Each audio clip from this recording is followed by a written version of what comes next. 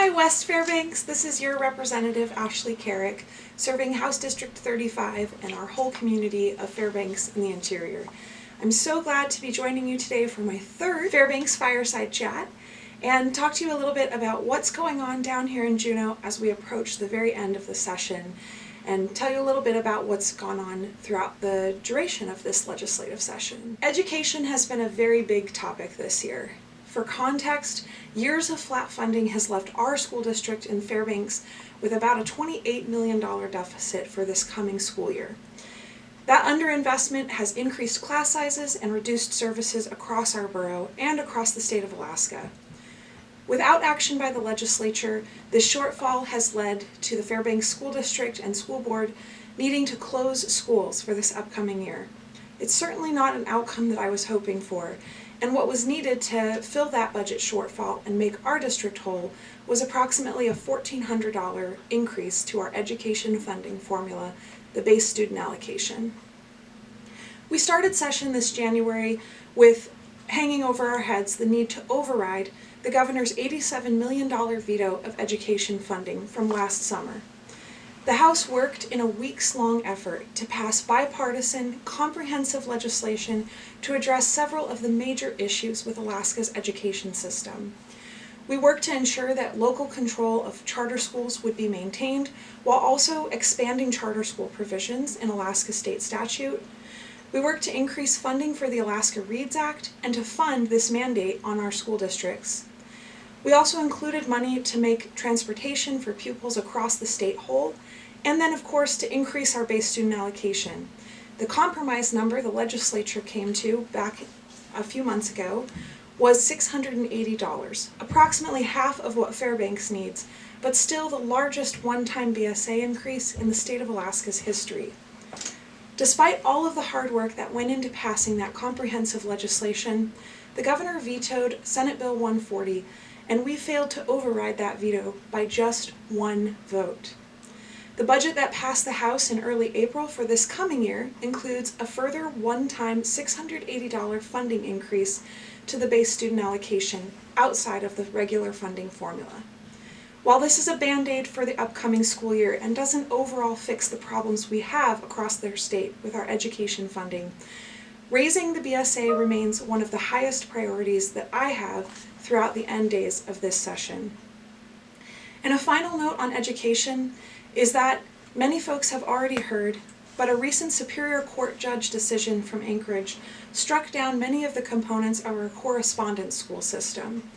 Among the concerns at issue in that court case was the use of public funds for private and religious education, which is something that's strictly prohibited in the state's constitution.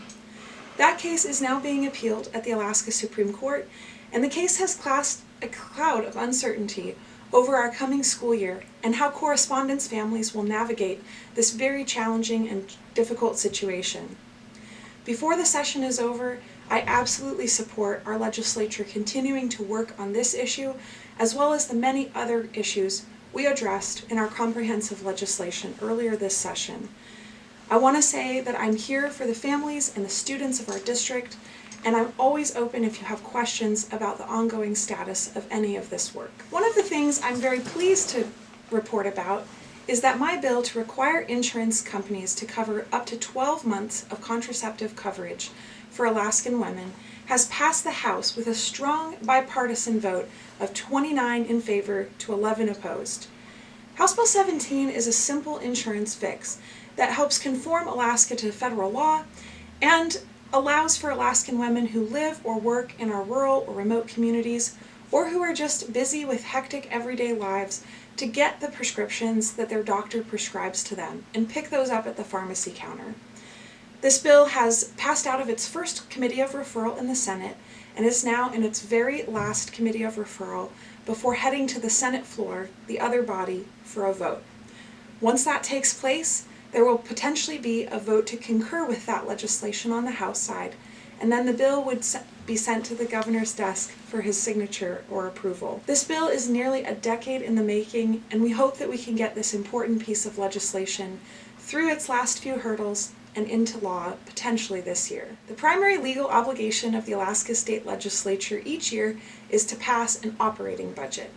And I'm pleased to report that on Friday, April 12th, the House passed its operating budget over to the Senate, and the Senate passed their capital budget over to the House.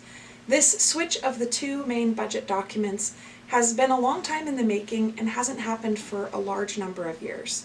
I'm very pleased that during the operating budget process, I was able to help secure a couple of important investments. While small, these were big wins for many of our state employees and our communities. One of them was to get funding for new computers to be purchased in our State of Alaska payroll division. This will allow payroll employees to more effectively process state employee payroll.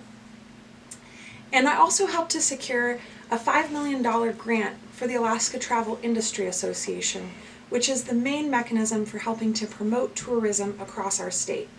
ATIA, as they're called, gives money to Explore Fairbanks and other entities across our state and in the interior, and helps Alaska be marketed as being open for business and ready for our small businesses to thrive with our coming summer tourism season.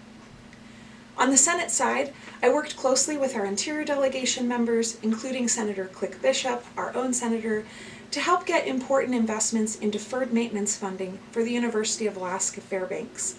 The capital budget currently includes a $26 million ask for deferred maintenance, and a $10.5 million for UAF is a part of that.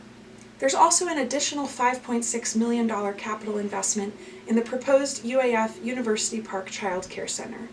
I strongly support these efforts, and while they're just a very small drop in the bucket of our overall deferred maintenance needs at the University of Alaska, these represent very important and long-standing needed investments in our communities. I've really appreciated hearing from so many Fairbanksans and from folks across Alaska about the issues and priorities that hit closest to home for each of you, whether that's energy, housing affordability, or any number of other issues.